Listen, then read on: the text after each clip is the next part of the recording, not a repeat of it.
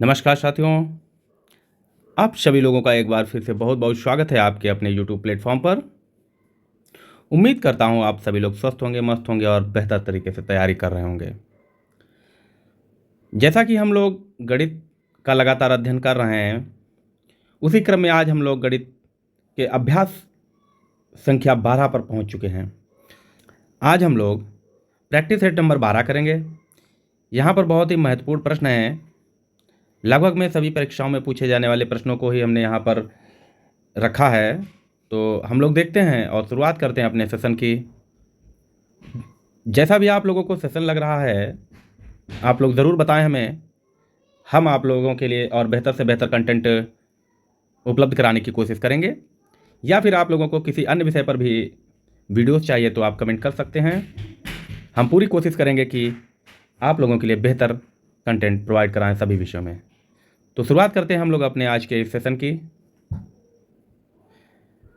तो आज का अपना पहला प्रश्न है, कह रहा यदि x बराबर 5 और y बराबर 3 हो तो x square plus y square minus 2xy का मान ज्ञात कीजिए। क्या होगा इसका मान? क्या 8 होगा, क्या 9 होगा, 5 होगा या फिर 4 होगा? देखिए, x की वैल्यू 5 दी है और y की वैल्यू 3 दी हुई है। हमसे क्या पूछा गया है? X square plus y square minus 2xy पूछा गया है। ठीक है,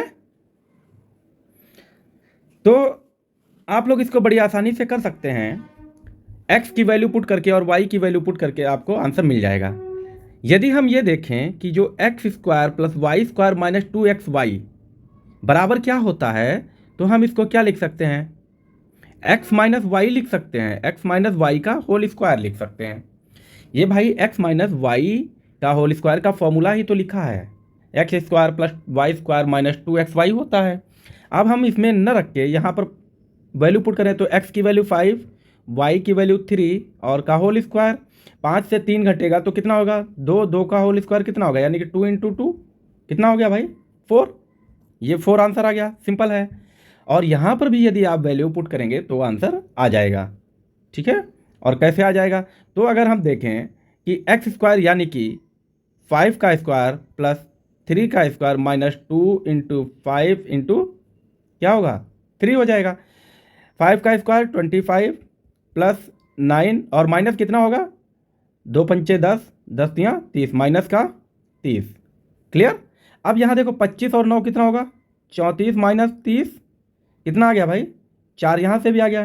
ठीक है, पर इसको सॉल्व करने में टाइम लगेगा और इसका आप फॉर्मूला रखिए x माइनस वाई का होल स्क्वायर हो गया। क्लियर? उम्मीद करता हूँ आपको समझ में आया होगा।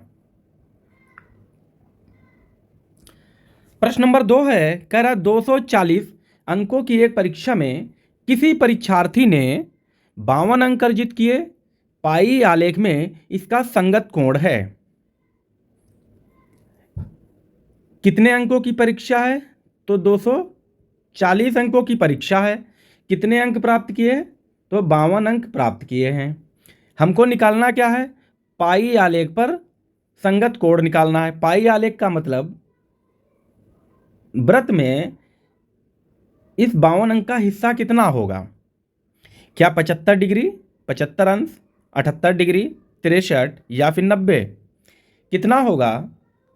तो ये परसेंटेज की तरह ही निकलेगा। यदि इसका 240 का 52 कितना परसेंट निकालना है वो अलग बात है। यहाँ पर क्या निकालना? पाई आलेख पे तो कितने अंक का कुल है? 240 अंक का है। ठीक है, ये तो आप सभी जानते होंगे। कितने अंक आए उसमें से? 52 आए। ये तो आप सभी जानते हैं, जैसे टेस्ट होता है तो स्कूल में 20 में 15 दे दिया नंबर, यही तो होता है। इसका मतलब क्या है? 20 में 15 नंबर आए, यही मतलब यहाँ भी लिखा है 240 में 52। अब जब पाई आलेख की बात होगी, ठीक है, किसकी बात होगी? पाई आलेख की बात होगी, तो इसको हम क्या कर देंगे? 360 कर देंगे, 360। ठीक है, 360 से गुणा कर देंगे, क्योंकि 360 यानी कि वृत्त का जो कोण होता है वो कितना होता है? 360 डिग्री का होता है। आपने प्रोटेक्टर यानी कि चांदा देखा होगा, 180 का होता है। ये 180 ये और 180 ये, तो 360। ठीक है, उम्मीद करता हूँ समझ में आ रहा होगा।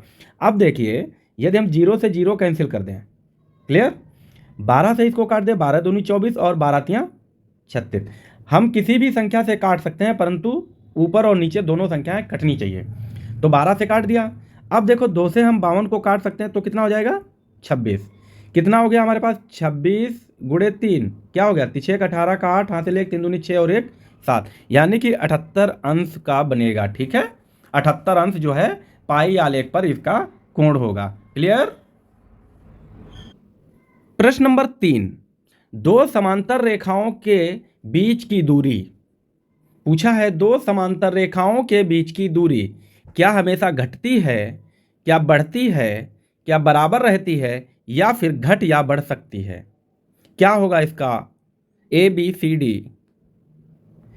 तो हम जानते हैं समांतर रेखाएं क्या होती हैं। क्या होती हैं समांतर रेखाएं? ये हमारी क्या है, ये समांतर रेखाएं हैं। ठीक है, समांतर यानी कि समान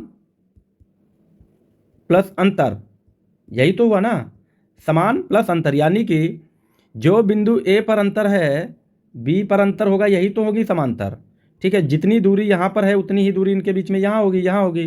ठीक है, तो यही क्या कहलाता है, समांतर रेखाएं कहलाती हैं। अब आप जानते हैं कि समांतर रेखाओं के बीच की दूरी ना घट सकती है ना बढ़ सकती है, तो क्या होगा, हमेशा बराबर रहती है। समांतर रेखाओं के बीच की दूरी हमेशा बराबर रहती है। क्लियर। प्रश्न नंबर 4 कह रहा 2/3 में से क्या घटाया जाए कि भिन्न 5/21 हो जाए? क्या 3/7 घटा दिया जाए, या 3/8, या 4/9, या फिर 5/7? कि क्या घटा दिया जाए, यानी कि 2/3 से क्या घटा दिया जाए कि 5/21 हो जाए। तो हम मानते हैं, अब इनको बार बार रखने से समय ज़्यादा लगेगा, तो हम क्या करेंगे, 2/3 से हम x घटा देंगे तो कितना हो जाएगा 5/21 हो जाएगा। क्लियर। अब हम इसको सॉल्व करेंगे तो नीचे लासा ले लेंगे 3 होगा, और ऊपर यहाँ 3 से 3 को भाग करेंगे एक बार कटेगा, और यही 1 से ऊपर मल्टीप्लाई हो जाएगी तो 2 हो जाएगा। साइन माइनस का लगेगा। अब देखिए x के नीचे कुछ नहीं है तो इसलिए 3 की x से गुणा हो जाएगी, और ये हो जाएगा 3x बराबर 5/21। यहाँ तक समझ में आया आपको? ठीक है, अब क्या करेंगे, ये बराबर जो लगा है अब इनकी तिरछी गुणा करेंगे, तो क्या करेंगे 2 - 3x ब्रैकेट लगाएंगे और 21 लिखेंगे, क्योंकि इस 21 इन दोनों में गुणा होनी है, बराबर में 5 गुणे 3। अब देखो क्या हो जाएगा 21 गुणे 2, ठीक है, माइनस 21 गुणे 3x बराबर में 15। ठीक है, अब ये 21 गुणे 2 क्या हो जाएगा 42, माइनस का 63x, ठीक है, बराबर में 15। ठीक है,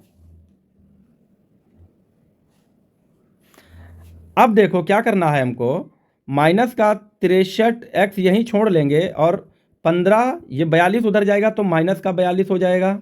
ठीक है, 63x माइनस का बराबर में, अब 42 से 15 जाएगा तो कितना बचेगा 27, माइनस का बचेगा क्योंकि 42 बड़ा है। अब क्या करना है, माइनस माइनस तो कट जाएगा, x बराबर कितना हो जाएगा 27/63।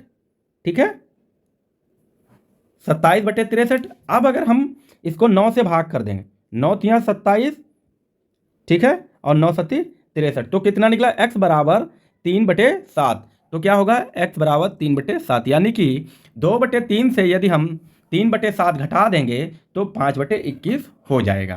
क्लियर।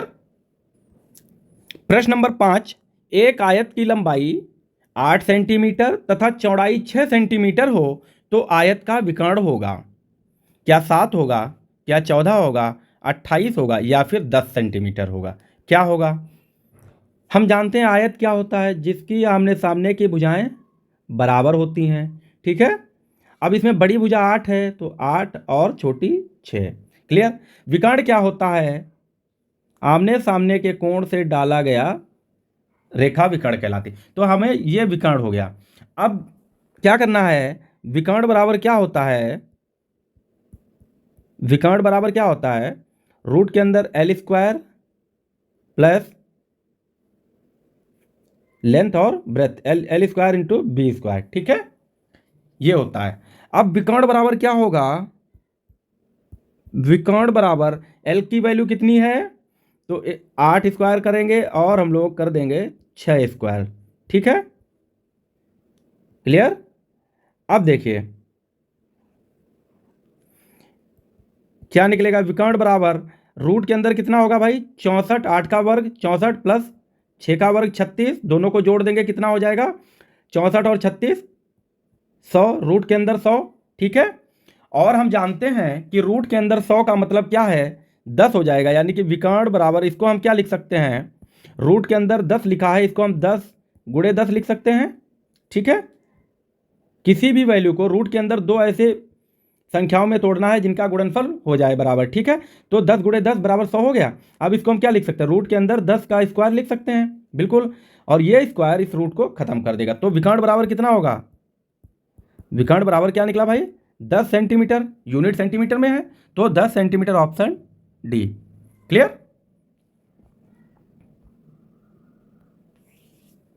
प्रश्न नंबर 6, किस धन का 5% वार्षिक ब्याज दर से 6 वर्ष में साधारण ब्याज 330 रुपये हो जाएगा। क्या वह धन 1000 होगा, क्या 1300 होगा, 1100 या फिर 1500 होगा, क्या होगा। तो हमें क्या क्या दिया है, रेट दिया है, रेट यानी कि दर, दर बराबर कितना दिया है 5%, टी, टी मतलब समय, समय कितना दिया है 6 वर्ष, ठीक है, और एस आई सिंपल इंटरेस्ट कितना दिया है 330, यानी कि ये साधारण ब्याज, ठीक है, साधारण ब्याज। निकालना क्या है पी, प्रिंसिपल मतलब मूलधन निकालना है, वह रुपया निकालना है, ठीक है। तो हम क्या करेंगे, हम जानते हैं एस आई साधारण ब्याज बराबर P into R into T upon में 100, क्लियर। अब यहाँ आपको क्या करना है, सीधा वैल्यू को रख देना है। तो एस आई यानी कि सिंपल इंटरेस्ट की वैल्यू कितनी है 330 हो गया, पी दिया नहीं है, आर कितना है 5 इंटू टी 6 अपॉन में 100, ठीक है। अब देखिए क्या हो जाएगा 330 बराबर में क्या होगा पी इंटू 30, 6×5 30 हो जाएगा, और बटे में 100।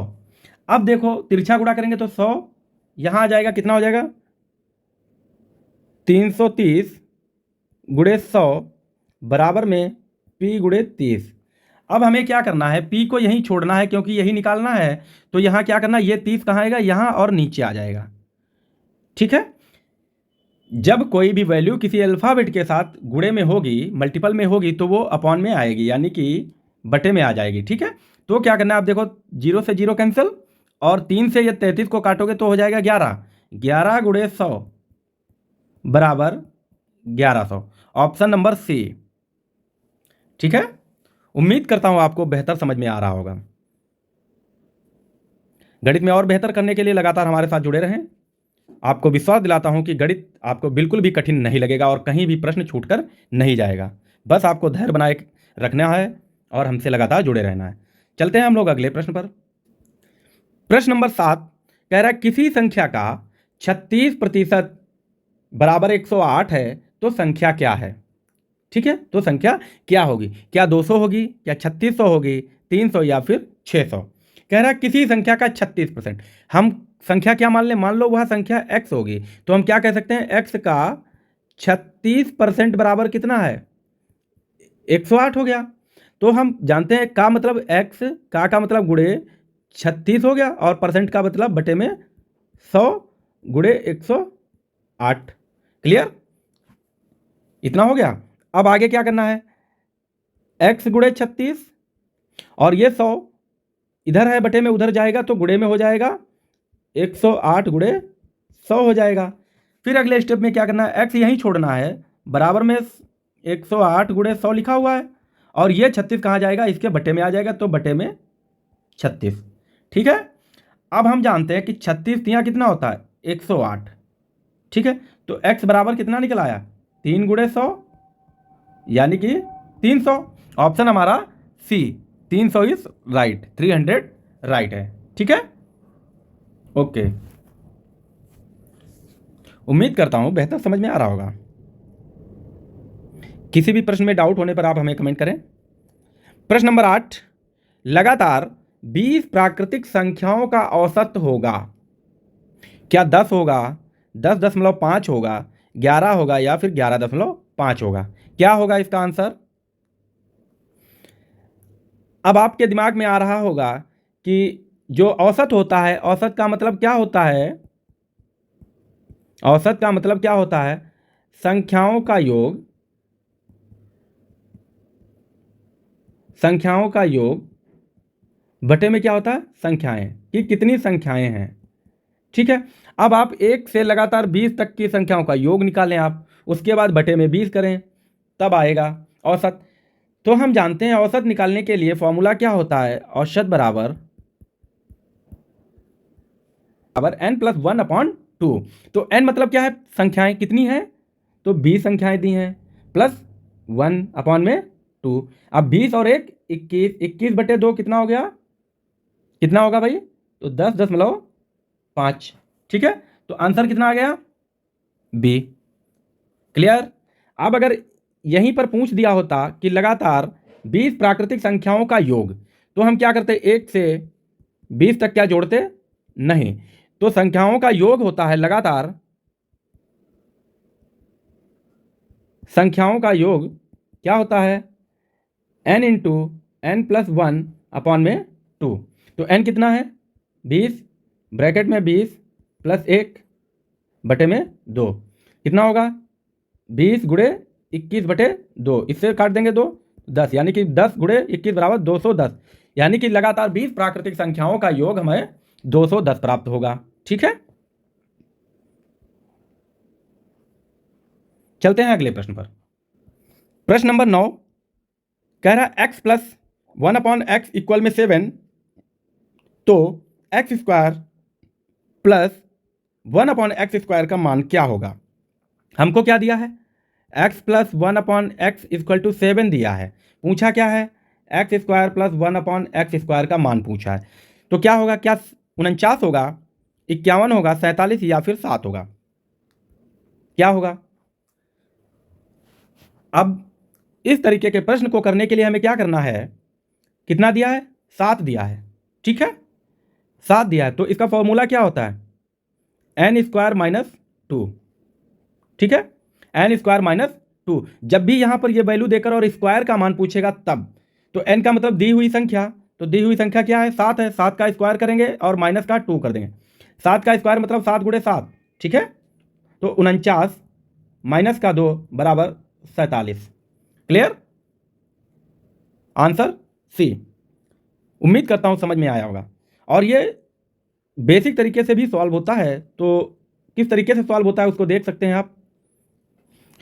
हमें क्या करना है? x² प्लस 1/x² बनाना है, तो x प्लस 1/x इक्वल में 7 दिया है।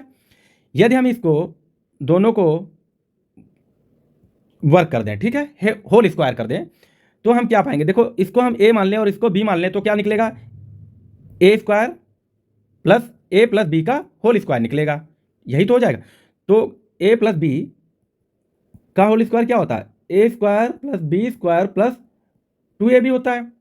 ठीक है, तो हमें क्या करना है? यही पुट करना है, यानी कि x का स्क्वायर प्लस 1/x का whole square plus 2 × x × 1/x equal to 49। Clear? यहाँ तक समझ में आया? अब देखो, x² प्लस 1 का होगा तो कोई दिक्कत नहीं, x² प्लस यहाँ देखो क्या होगा, x ऊपर मल्टीप्लाई में है और ये अपॉन में x से कट जाएगा, तो क्या हो जाएगा? 2 इक्वल में 49 हो जाएगा। अब क्या करना है? ये यहाँ छोड़ लेंगे, चर जो है x² प्लस 1/x² बराबर में 49, और ये 2 प्लस का है उधर जाएगा, माइनस में हो जाएगा। बन गया ना? x² प्लस 1/x² बन गया। यहाँ से कितना निकला है भाई? यही तो 47 हो गया। क्लियर? बेहतर समझ में आया होगा। एक और प्रश्न पूछा जाता है कि यहाँ पर क्यूब दे देते हैं, तब भी निकालना होता है। तो चलिए समझा देते हैं यहाँ पर वही चीज़, कोई दिक्कत नहीं है। प्रश्न जितने ज़्यादा हो जाएंगे क्या दिक्कत है? क्या दिया है? x प्लस 1/x इक्वल में 7 अगर दिया है और ये पूछ देता है कि x³ प्लस 1/x³ क्या होगा? तो अभी हम लोगों ने क्या किया है? 7 का स्क्वायर करके 2 घटा दिया। यहाँ पर क्या करना है, 7 का 3 करके 3 घटा देना है। तो 7 का क्यूब करोगे कितना होगा, 343 और -3 यानी कि 340। ठीक है, उम्मीद करता हूँ समझ में आया होगा। चलिए हम लोग चलते हैं अगले प्रश्न पर, और ये हमारा आज का अंतिम प्रश्न है। प्रश्न नंबर 10 कह रहा है, यदि किसी वर्ग का क्षेत्रफल 64 वर्ग सेंटीमीटर है तो उसका परिमाप क्या होगा। वर्ग क्या होता है, वर्ग एक चौकोर डिब्बा टाइप का रहता है, डिब्बा तो नहीं कहेंगे, चौकोर आकृति कहेंगे, ठीक है, क्योंकि डिब्बा तो घन हो जाता है। चौकोर आकृति होती है जिसमें ये सभी भुजाएं यानी कि चारों लाइनें जो होती हैं वो क्या होती हैं, बराबर होती हैं। अब हम जानते हैं कि वर्ग का क्षेत्रफल बराबर क्या होता है, ए स्क्वायर होता है। ठीक है, जो कि हमको दे रखा है 64। क्लियर, 64 दे रखा है, तो क्या होगा, 16 सेंटीमीटर परिमाप होगा, या फिर 32 या 48 या फिर 24। अब हमें क्या करना है, वर्ग का क्षेत्रफल कितना दिया है, 64 बराबर ए स्क्वायर। ठीक है, स्क्वायर का मतलब ए इंटू ए लिखा है, तो इसको हम अगर 8 इंटू 8 लिख दें कोई दिक्कत नहीं, तो क्या हो गया, ए बराबर 8 निकल आया ना। या फिर इसको हम क्या लिख सकते हैं, इसको हम रूट कर दें। इधर स्क्वायर का मतलब है कि ये 64 रूट करोगे, ठीक है, इसको हम क्या कर सकते, 64 का रूट कर दे तो यहाँ का ये का जो है वो स्क्वायर खत्म हो जाएगा। अब इसको हमें क्या करना है, 64 को रूट 64 का मतलब होता है 8, यानी कि 8 इंटू 8 लिखेंगे। फिर इसको हम 8 स्क्वायर लिख सकते हैं, और ये स्क्वायर इसको खत्म कर देगा। ए बराबर कितना निकलेगा, 8। ठीक है, अब हमें क्या निकला, भुजा निकल आई, वर्ग की भुजा। ठीक है, वर्ग की भुजा निकल आई, भुजा बराबर कितना है, 8। अब हम परिमाप जानते हैं, वर्ग का परिमाप बराबर क्या होता है, परिमाप बराबर 4a होता है, ए मतलब भुजा, तो 4 गुणे 8 बराबर 32। कितना हो गया, 32, ऑप्शन बी। क्लियर, उम्मीद करता हूँ आपको बहुत अच्छा लगा होगा वीडियो। एक बात और कहना चाहता हूँ कि वीडियो आपको अगर अच्छा लगा है तो आप वीडियो के लिए एक लाइक तो बनता है भाई, और दोस्तों को शेयर करें। और अगर आप लोगों ने अभी तक चैनल नहीं सब्सक्राइब किया है तो चैनल सब्सक्राइब कर लें अगर आपको वीडियो अच्छे लगते हैं तो। आप लोगों के लिए एक सूचना भी है कि हम बहुत जल्द अन्य विषयों पर वीडियोज़ लाने वाले हैं, जैसे कि आपको दिखा सकते हैं। जैसा कि आप लोग स्क्रीन पर कंटेंट देख पा रहे हैं, इतिहास का कंटेंट है, देखिए बहुत ही बेहतर तरीके से प्रेजेंटेशन होना है इसका, जो कि हम लेकर आएंगे आप लोगों के लिए। आप देख पा रहे होंगे बहुत ही बेहतरीन तरीके से इसको किया गया है,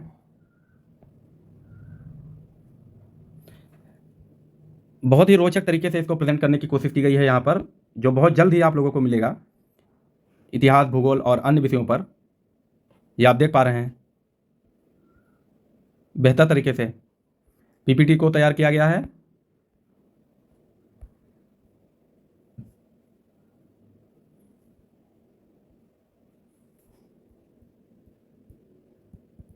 थैंक्स फॉर वॉच,